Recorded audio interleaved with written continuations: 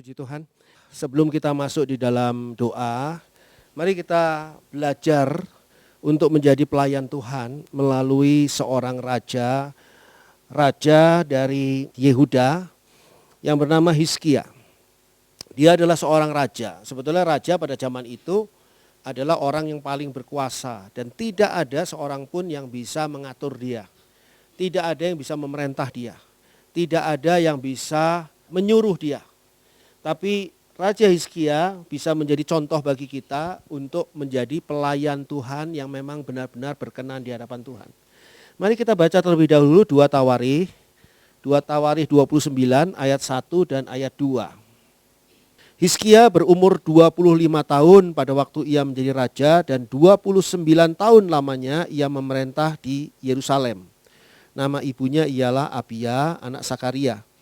Ia melakukan apa yang benar di mata Tuhan, tepat seperti yang dilakukan Daud bapa leluhurnya. Sebetulnya dari dua ayat ini kita bisa mengenal Hizkia. Hizkia menjadi raja pada usia yang masih sangat muda. Artinya apa? Artinya dia belum punya pengalaman apa-apa, dia belum punya ilmu terlalu banyak juga, tetapi dia memang mempunyai pribadi yang sangat baik. Sehingga ayat kedua menunjukkan kepada kita suatu kesimpulan yang bisa ditarik dari kehidupan Raja Hizkia ini. Bahwa ia melakukan apa yang benar di mata Tuhan. Walaupun mungkin kita tidak tahu bagaimana dia menerima didikan dan sebagainya. Tapi yang penting di sini bahwa dia itu melakukan apa yang benar di mata Tuhan. Tepat seperti yang dilakukan Daud bapa leluhurnya. Padahal kita kenal Daud. Daud itu tidak semuanya bagian hidupnya benar. Ada bagian-bagian di mana Tuhan sempat menegur Daud dengan keras, bahkan menghukum Daud, bahkan marah kepada Daud. Tetapi Daud tetap di hadapan Tuhan sebagai hamba Tuhan yang melakukan hal yang benar di mata Tuhan. Jadi kalau kita lihat di sini, Hizkia ini adalah seorang yang istimewa karena dia adalah seorang raja yang berkuasa. Tidak ada yang bisa memerintah dia, tetapi dia begitu luar biasa tunduk kepada Tuhan. Mari kita lihat 2 Tawarikh 31. 2 Tawarikh 31 ayat 20. Demikianlah perbuatan Hizkia di seluruh Yehuda. Ia melakukan apa yang baik, apa yang jujur, dan apa yang benar di hadapan Tuhan Allahnya. Sebagai pelayan Tuhan, kita tidak melihat Hizkia sebagai raja saja, tetapi kita mau melihat Hizkia sebagai pelayan Tuhan. Dalam hidupnya sehari-hari, Hizkia selalu melakukan, dikatakan di sini, melakukan apa yang baik, apa yang jujur, dan apa yang benar di hadapan Tuhan Allahnya. Jadi bukan di hadapan manusia. Kita ingat sekali lagi bahwa apapun yang dilakukan raja sesungguhnya pada zaman itu adalah sebuah keputusan. Jadi raja adalah sebuah hukum. Kalau raja bilang harus ke kanan, ya hukumnya memang harus ke kanan. Tidak ada yang bisa memerintah, tidak ada yang bisa mengkoreksi, tidak ada yang bisa meralat. Karena dia berkuasa di negerinya. Tetapi Hizkia dia melakukan apa yang baik, yang jujur, yang benar, dikatakan di sini di hadapan Tuhan Allahnya. Berarti Hizkia menempatkan Tuhan Allah ini sebagai acuan bagi hidupnya. Seorang pelayan Tuhan harus menjadikan Tuhan sebagai acuannya. Bukan acuannya itu pada manusia ataupun pada hal-hal yang lain, apalagi kepada pengertiannya sendiri. Yang seringkali kita itu ada batasnya. Bahkan kita kadang-kadang apa yang kita anggap benar belum tentu malah benar dan sebagainya. Sehingga kita lihat di sini, Hizkia dalam hidupnya sehari-hari, dia melakukan hal-hal yang baik, yang jujur dan benar di hadapan Tuhan. Kalau kita mau menjadi pelayan Tuhan yang sungguh-sungguh berkenan di hadapan Tuhan, bukan saja kita memberikan pelayanan yang terbaik, tapi kita harus memberikan kualitas kehidupan yang juga baik. Dan kualitas hidup kita yang baik tidak ditentukan dalam kualitas hidup kita cuma 1 hari, 2 hari, 1 minggu, bukan. Tetapi untuk seterusnya. Dikatakan di sana bahwa Raja Hizkia ini melakukan apa yang baik, yang jujur dan apa yang benar di hadapan Tuhan Allahnya. Inilah yang akan membentuk karakter dan pribadi Hizkia. Jadi kalau kita melakukan sesuatu hal, maka hal itu sesungguhnya adalah buah dari karakter kita dari pribadi kita, dari pikiran kita, dari perasaan kita, dari keputusan kita, tetapi juga apa yang kita lakukan ini akan menjadi satu pembentuk pribadi kita sendiri. Jadi timbal balik. Jadi dia hasil dari pribadi kita, perbuatan kita adalah hasil dari pribadi kita, tapi perbuatan kita pun itu bisa membentuk diri kita. Ketika orang yang biasa melakukan hal-hal yang buruk, hal-hal yang jahat, hal-hal yang dosa, hal-hal yang bohong dan sebagainya, lama-kelamaan dia akan merasa semua itu benar. Hal yang dosa pun dianggapnya sebagai sesuatu yang benar. Hal yang bohong pun dianggapnya sebagai sesuatu yang benar dan biasa saja dia melakukannya. Karena apa? Karena dia sudah terubah pribadinya, berubah pribadinya karena perbuatan yang salah. Sehingga perbuatan yang dikatakan di sini baik, jujur dan benar membentuk karakter dan pribadi si Raja Hizkia ini. Ingat sekali lagi saya ingatkan Raja Hizkia ini tidak ada yang menghalangi dia. Mau melakukan apapun juga tidak ada yang berkuasa untuk menghalangi dia. Tapi dia sengaja menempatkan dirinya di bawah pengawasan Tuhan Allah. Sehingga dia melakukan apa yang baik, yang jujur dan benar menurut Tuhan atau di hadapan Tuhan. Bukan di hadapan manusia. Bukan untuk cari muka di hadapan manusia. Bukan untuk cari pujian dari manusia. Tetapi dia melakukan yang baik, jujur dan benar. Ini koreksi bagi kita. Kita harus melakukan yang baik, yang jujur, yang benar di hadapan Tuhan dalam hidup kita sehari-hari. Bukan hanya pada saat kita melayani Tuhan. Lalu 2 Tawarikh 31 ayat 21. Dikatakan di sana dalam setiap usaha yang dimulainya untuk pelayanannya terhadap rumah Allah dan untuk pelaksanaan Taurat dan perintah Allah, perhatikan di sana, ia mencari Allahnya. Semuanya dilakukannya dengan segenap hati sehingga segala usahanya berhasil. Jadi kalau kita lihat di sini, rahasianya Hizkia ini selain hidupnya sehari-hari itu melakukan yang baik, jujur dan benar di hadapan Allah, dalam kehidupannya dia juga ketika melayani Tuhan selalu mengawali pelayanannya di rumah Allah dan ketika juga dia melaksanakan Taurat, ketika dia melaksanakan perintah Allah, dia terlebih dahulu mencari Allah, dikatakan ayat 21. Ia mencari Allahnya. Ini menunjukkan bahwa dia merasa bahwa dirinya itu tidak mampu, tidak berdaya. Dia harus mencari Allah sumber dayanya, sumber kekuatan, sumber kemampuannya. Jadi ketika kita melayani Tuhan, katakanlah kita memang mempunyai talenta di bidang, katakanlah musik misalnya. Kita mau melayani Tuhan di bidang musik dan kita memang punya talenta di bidang musik. Dan banyak pihak, banyak orang mengakui bahwa permainan musik kita hebat, bagus dan sebagainya. Lalu kita merasa percaya diri yang tinggi. Kita merasa bahwa kita mampu bermain musik dengan pandai, dengan baik karena memang mempunyai kualitas permainan musik yang baik. Maka kita melayani Tuhan dengan kondisi seperti itu. Sesungguhnya kondisi seperti itu kita melayani Tuhan dengan kekuatan kita sendiri. Mungkin secara musikal, kualitas musik kita, ini saya ambil contoh pemain musik saja. Secara musikal, permainan musik kita luar biasa. Kalau ada orang-orang lain yang mendengarkan permainan musik kita akan memuji, oh itu luar biasa. Tapi tidak ada kuasa Tuhan dari permainan musik itu. Tidak ada pengurapan dari permainan musik itu. Apa sebabnya? Karena kita melakukannya dengan kekuatan kita sendiri. Sebaliknya, kita mungkin pemain musik yang pas-pasan, baru bisa kemarin sore mainnya. Mungkin semua orang akan melihat kelemahan kita dalam bermain musik. Tapi permainan musik kita dapat menghantar orang untuk masuk dalam hadirat Tuhan. Untuk bisa merasakan jamahan Roh Kudus Tuhan. Maka di sana kita bisa melihat bahwa bukan kemampuan kita yang sedang bekerja. Tapi ada kuasa Tuhan, kuasa Allah yang ikut serta di sana. Itu sebabnya Hizkia sebelum dia melayani Tuhan, sebelum dia melayani di rumah Tuhan, sebelum dia menjadi pelayan rumah Tuhan. Saya bayangkan Hizkia mungkin juga dapat jadwal seperti kita semua nih, ada jadwalnya. Tanggal sekian kita bertugas, tanggal sekian kita enggak bertugas. Mungkin seperti itu saya enggak tahu. Tapi sebelum dia melakukan tugasnya itu dan sebelum dia melakukan Taurat ataupun perintah Tuhan, apa yang dia lakukan? Dia mencari Allah terlebih dahulu. Dia sujud, berlutut, menyembah Allah dan meminta kekuatan Allah. Dia mencari kekuatan yang datangnya dari Allah. Dia mencari akan kemampuan yang datangnya dari Allah sedemikian rupa sehingga dengan kuasa Allah dikatakan di sini dia melakukannya dengan segenap hati. Karena dia melakukannya dengan segenap hati, kita baca di sana, sehingga segala usahanya berhasil. Baik usahanya di dalam pelayanan maupun usahanya dia sebagai seorang raja. Mengapa bisa berhasil?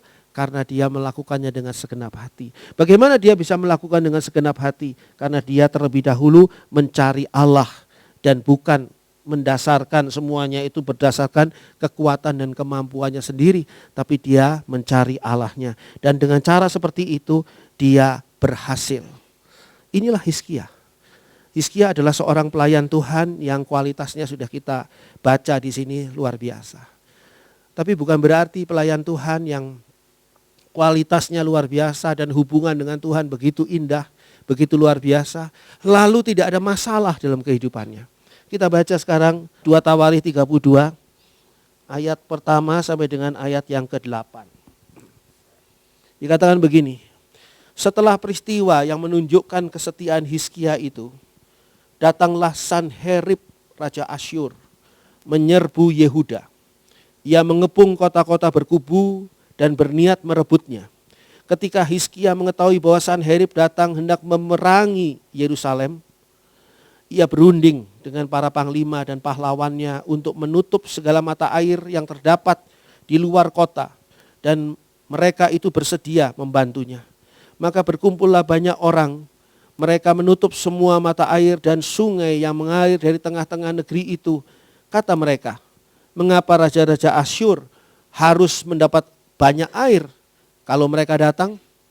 Dengan sekuat tenaga Hizkia membangun kembali seluruh tembok yang telah terbongkar, mendirikan menara-menara di atasnya dan tembok yang lain di luarnya. Ia memperkuat juga Milo di kota Daud dan membuat lembing dan perisai dalam jumlah yang besar.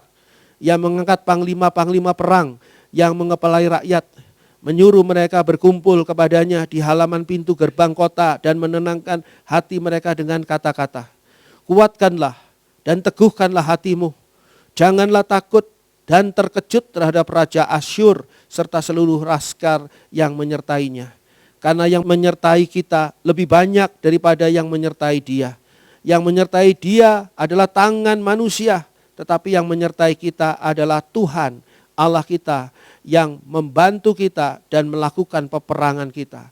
Oleh kata-kata Hizkia, Raja Yehuda itu, rakyat mendapat kepercayaannya kembali.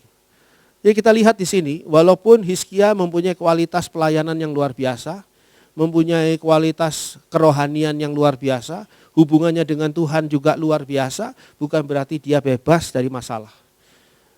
Karena suatu ketika dia tidak cari masalah, Hizkia tidak pernah cari masalah, tapi masalah mencari Hizkia. Ketika Raja Asyur Sanherib mau menyerang Hizkia. Tetapi kalau kita lihat di sini, pelayan Tuhan yang berkualitas ini tidak pernah ditinggalkan oleh Tuhan. Pertama adalah Hizkia mempunyai hikmat Tuhan untuk mengatasi masalah itu. Sehingga Hizkia tadi sudah kita baca dari ayat 2 sampai ayat 5. Ketika Hizkia itu mengetahui bahwa Sanherib itu datang, maka dia berunding. Dia mengadakan perundingan dengan panglima dan pahlawannya mereka. Dan perundingan itu menghasilkan satu keputusan bahwa segala mata air, sungai semuanya ditutup yang dari tengah kota. Supaya apa? Supaya Sanherib dan tentaranya tidak mendapat suplai air. Jadi sebelum mereka datang, mereka sudah tidak mendapatkan suplai air. Sudah ditutup. Diperbaiki semua benteng-benteng, tembok-tembok benteng yang rusak. Dan juga dibangun menara-menara jaga.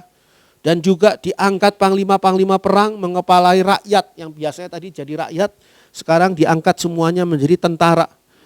Menyuruh mereka berkumpul kepadanya di halaman gerbang dan menenangkan hati mereka. Karena seringkali orang itu kalah bukan karena masalah yang menyerangnya, bukan juga karena persoalan yang ada, tapi orang itu kalah sebelum berperang karena ketakutan, kekhawatiran yang begitu rupa yang muncul dalam diri setiap orang dan aneka macam rasa takutnya. Ada yang takut dibunuh, ada yang takut dijajah, ada yang takut dirampok, ada yang macam-macam ketakutannya. Sehingga ketakutan ini membuat mereka panik, dan ketika mereka panik mereka tidak akan bisa menghadapi lawan dengan baik. Sehingga Hizkia perlu untuk mengumpulkan mereka dan memberikan kata-kata yang bersifat motivasi, tetapi bukan hanya kata-kata kosong. Tetapi kata-kata ini merupakan kata-kata yang benar, ada isinya.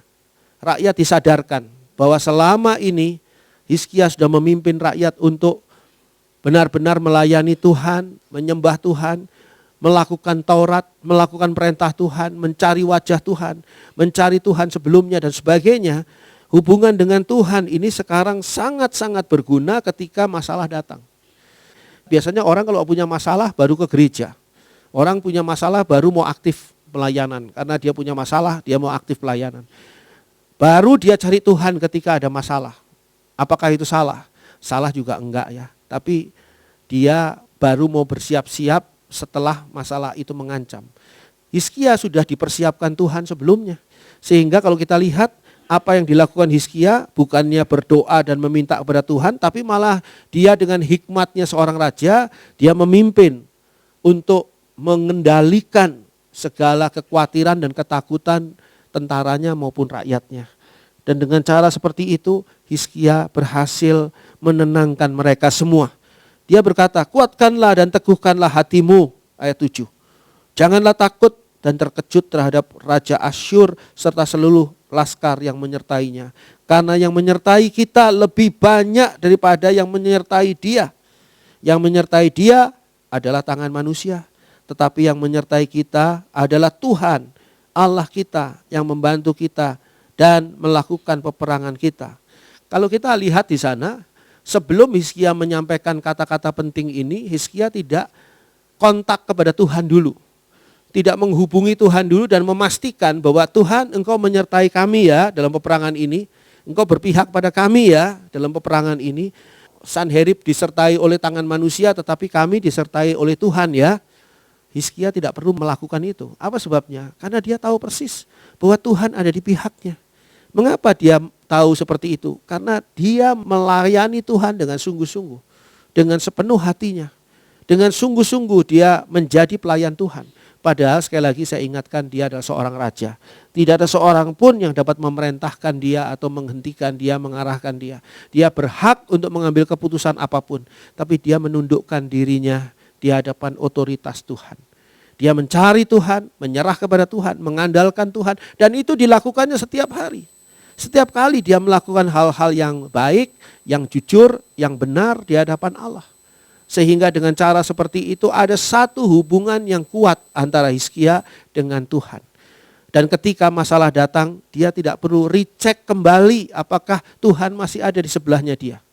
Karena apa? Karena dia tahu persis Tuhan ada untuk menolong dia. Sehingga dia berani memastikan kepada tentaranya, kepada rakyatnya bahwa kita disertai oleh Tuhan.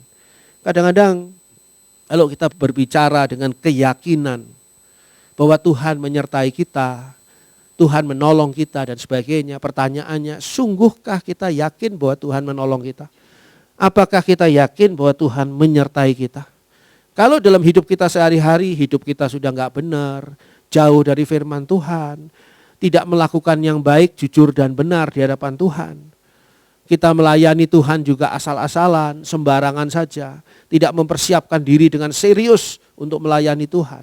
Tidak menganggap pelayanan bagi Tuhan ini atau melayani Tuhan ini sebagai sesuatu yang utama, sesuatu yang penting.